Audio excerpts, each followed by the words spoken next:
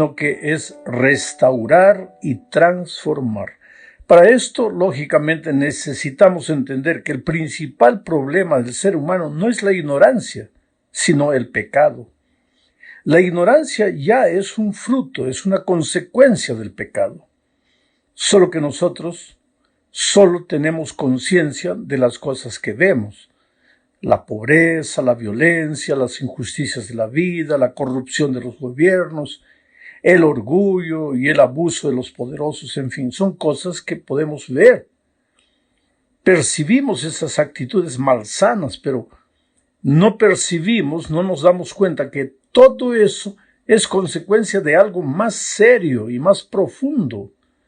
Y la verdadera educación no resuelve solo los problemas periféricos del exterior, sino que va al fondo del problema. Todo educador debe tener conciencia del verdadero problema del ser humano para poder educarlo. Vayamos, por ejemplo, al Edén para entender lo que estoy diciendo. Después del pecado, Dios llamó a Adán: ¿dónde estás? Esta pregunta nos lleva a la conclusión de que el pecado no es solamente un acto malo, sino básicamente rebeldía. Básicamente el deseo de estar lejos de Dios, de esconderse de Él. Nosotros entendemos por pecado solo los actos que van contra la voluntad de Dios. Pero nos olvidamos que el pecado básicamente es separación de Dios. El pecado no comenzó comiendo un fruto. El pecado comenzó cuando el ser humano empezó a desconfiar de Dios. Se apartó de Dios, se escondió de Dios. Ahora, el resultado de esa desconfianza en la palabra de Dios, de ese dudar del amor de Dios, pues ya fue comer el fruto que Dios les había dicho que no comieran. Entonces, a partir de ese momento, el ser humano siempre se ha apartado de Dios, cada vez más y más y más. Lo interesante es que cuando nosotros fuimos creados y nosotros vivíamos al lado de Dios, del Creador, reflejábamos el carácter del Padre. Dios es manso y humilde, es amoroso, es misericordioso. Nosotros también éramos así originalmente. Pero cuando el pecado hizo separación entre Dios y el hombre, cuando el hombre tomó su vida, tomó sus propias decisiones y se alejó de Dios, el carácter de Dios se deformó en el hombre, se distorsionó en el hombre. Hoy día nosotros somos una caricatura del carácter de Dios, un remedo grotesco del carácter de Dios. Somos orgullosos, somos egoístas, somos malos. Ahora, con la instrucción de valores y principios podemos tratar de hacer cosas buenas, pero básicamente somos malos. Entonces, la verdadera educación no solo enseña cosas, porque las cosas que tú enseñas quedan en la cabeza, pero las grandes decisiones de la vida se toman con el corazón, solo que el corazón humano está pervertido, el carácter está distorsionado, entonces necesitamos devolvernos a Dios. Por eso, el trabajo del educador cristiano es traer al hombre que está alejado de Dios, traerlo a Dios, y después enseñarle todo el conocimiento que nosotros podemos enseñarle. Pero eso solo le servirá, eso solo tendrá sentido cuando su corazón haya sido sanado, cuando se haya devuelto a Dios. Por eso la salvación básicamente es reconciliación. ¿Cuándo dos personas se reconcilian? Cuando estaban separadas. Ahora, la reconciliación los coloca de nuevo juntos. Mira lo que dice Romanos 5, 10 y 11. Porque si siendo enemigos fuimos reconciliados con Dios por la muerte de su Hijo, mucho más estando reconciliados seremos salvos por su vida. Y no solo esto, sino que también nos gloriamos en Dios por el Señor Jesucristo, por quien hemos recibido ahora la reconciliación. Mira, en 2 versículos Pablo repite 3 veces la palabra reconciliación. Ahora te voy a dar un nuevo sinónimo de la palabra educación.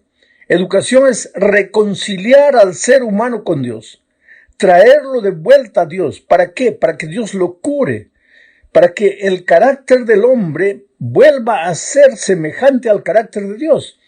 Entonces, y solo entonces, toda la instrucción que le demos le servirá, tendrá sentido.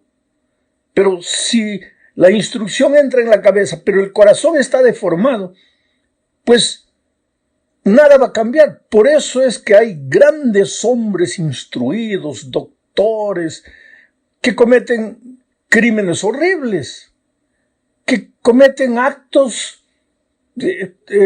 contra la moral, pero abiertamente así, corrupción, asesinato, intriga, pero son instruidos, visten traje, corbata, pero el corazón está deformado.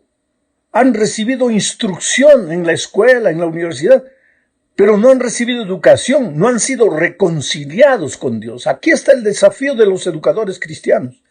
No solamente instruir en la teoría de las cosas, sino reconciliar al ser humano con Dios. En la segunda parte de este comentario veremos la experiencia de Jacob y a través de ella veremos que Dios siempre busca al ser humano para reconciliarlo consigo. Mientras el hombre hoy huye, se escapa, se esconde, Dios sale, lo busca y lo trae. ¿Por qué? Porque Dios sabe que el hombre separado de él solo se perjudicará, se hará sufrir a las personas que ama. Leamos Génesis capítulo 28, versículos 10 al 3 y después los versículos 15 y 16. Dice así: Salió pues Jacob de Beerseba y fue a Harán. Beerseba era la casa de sus padres. Harán era una tierra distante donde vivía un hermano de su mamá.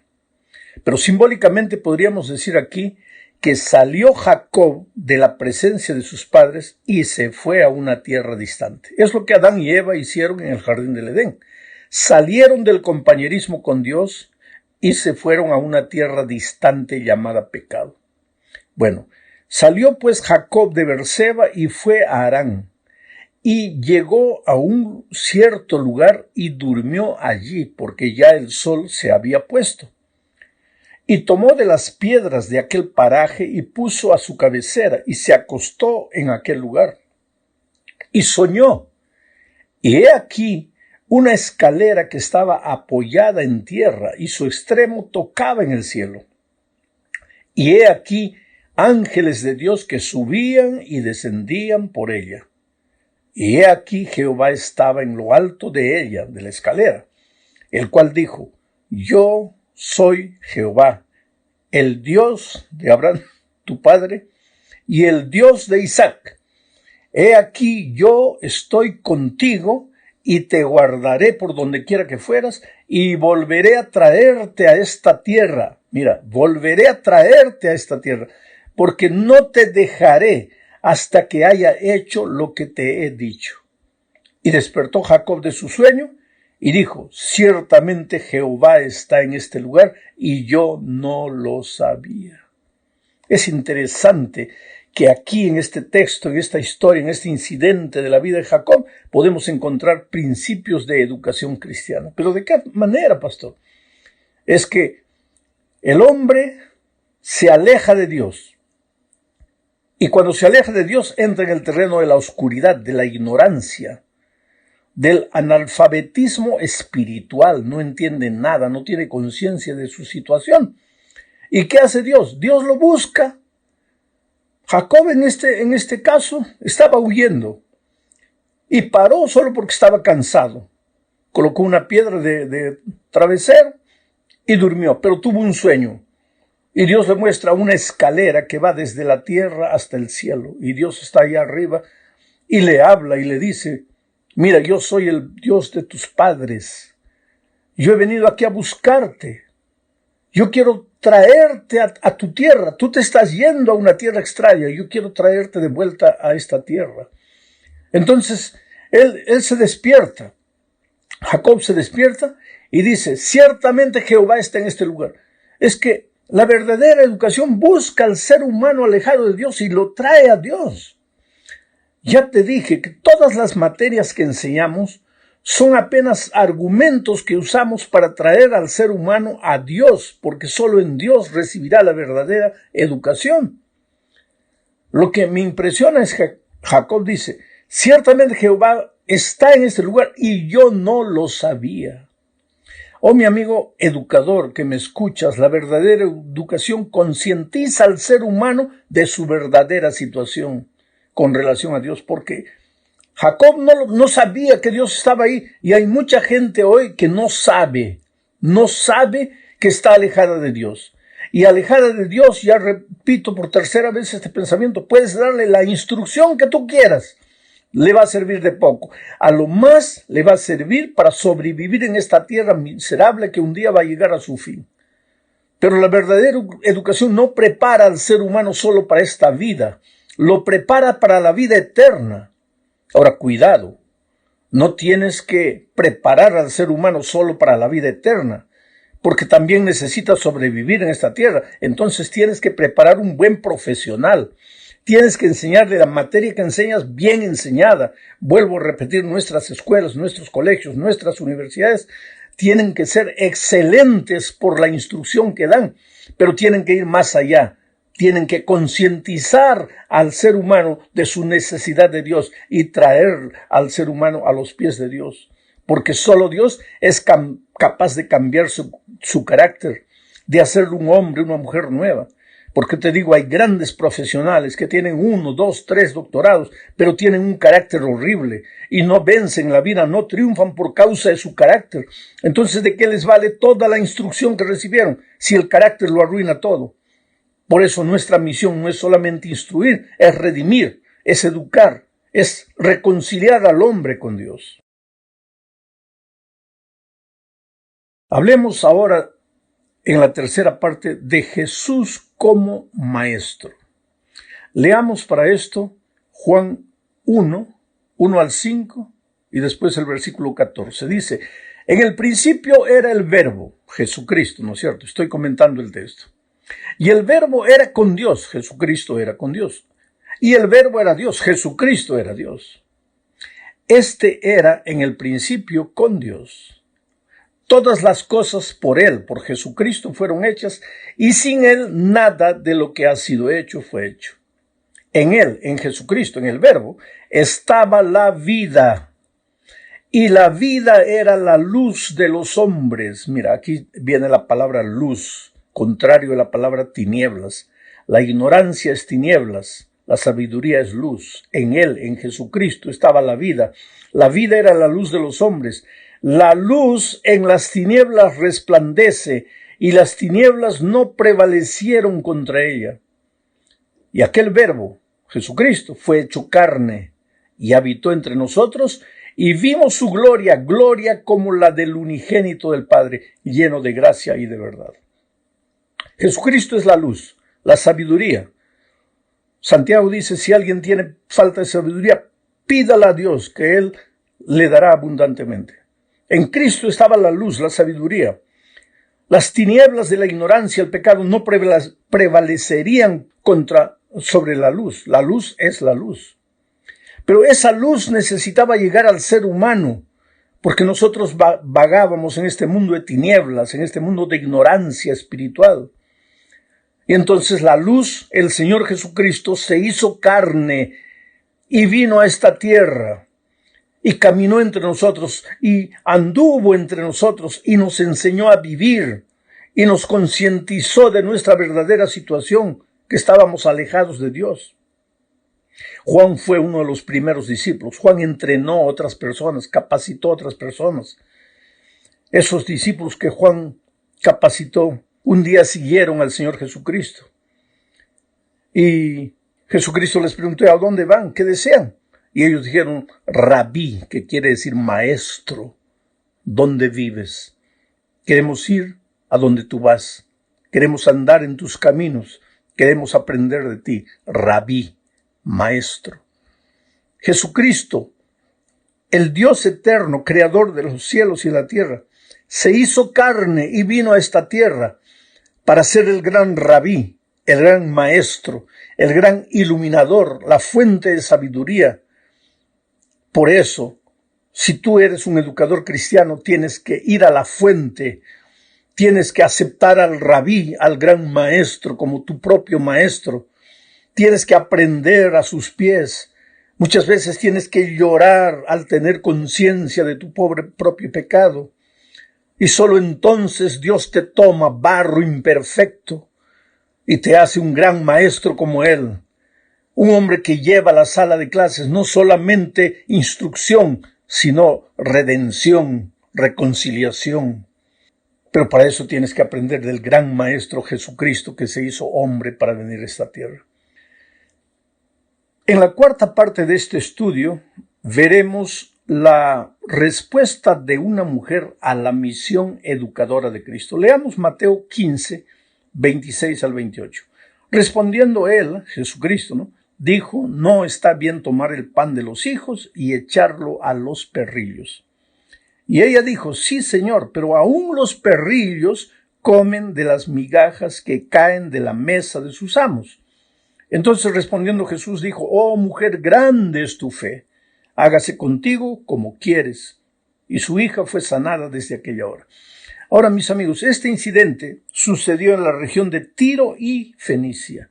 La protagonista fue una mujer cananea. Tal vez un profesor se esté preguntando en este momento, ¿pero qué tiene que ver esta historia con la educación cristiana? Pero tiene mucho que ver, ¿sabes? Lo que el evangelista destaca aquí en este relato es la insistencia de una mujer para romper barreras que le impiden llegar a Jesús. La mujer había entendido que Jesús era su única solución.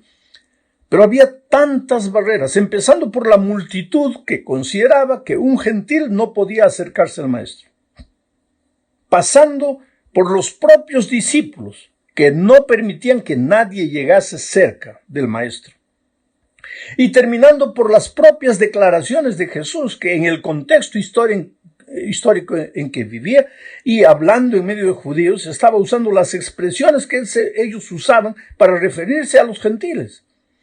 Pero la mujer venció todas esas dificultades. En el fondo, Jesús deseaba enseñarle que nadie llega a la mesa de la bendición sin esfuerzo. Oh, querido, la salvación es gratuita, pero el camino está lleno de dificultades y hay que vencerlas.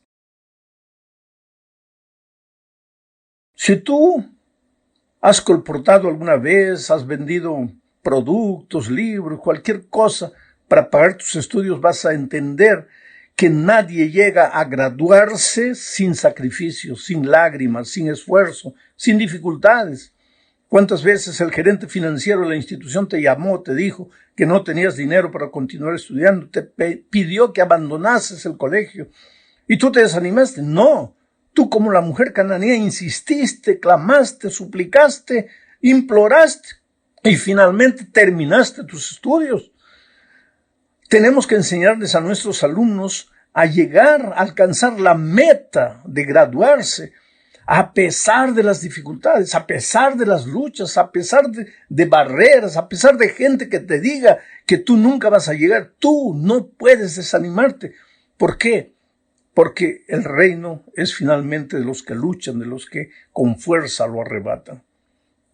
Llegamos al fin de este estudio hablando de un alumno que entendió el mensaje de Dios. Me refiero a Bartimeo, el ciego.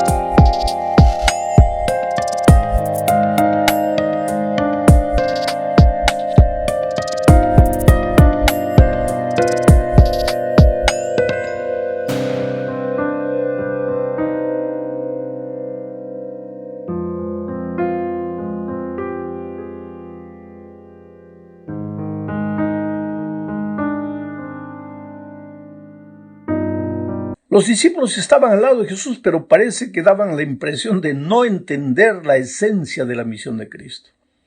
Marcos, por ejemplo, relata el incidente después de la alimentación milagrosa de 4,000 personas.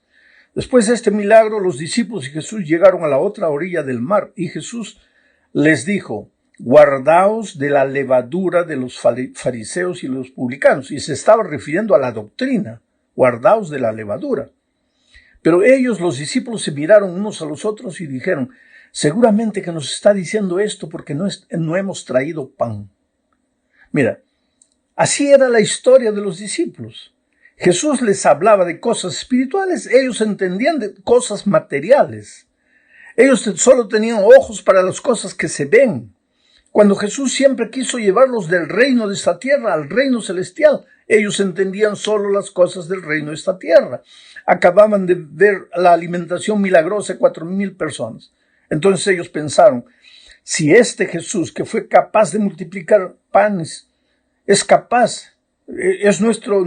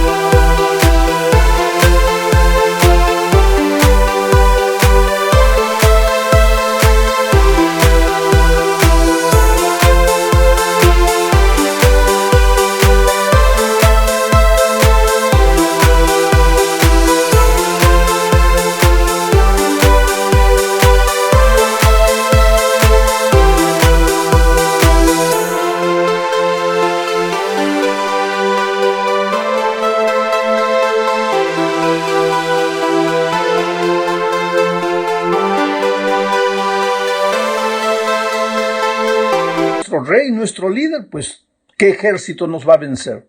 Estamos al lado de un superhombre. Entonces ellos depositaban su confianza en Jesús para las cosas de esta tierra, pero se olvidaron que Jesús no había venido solo a resolver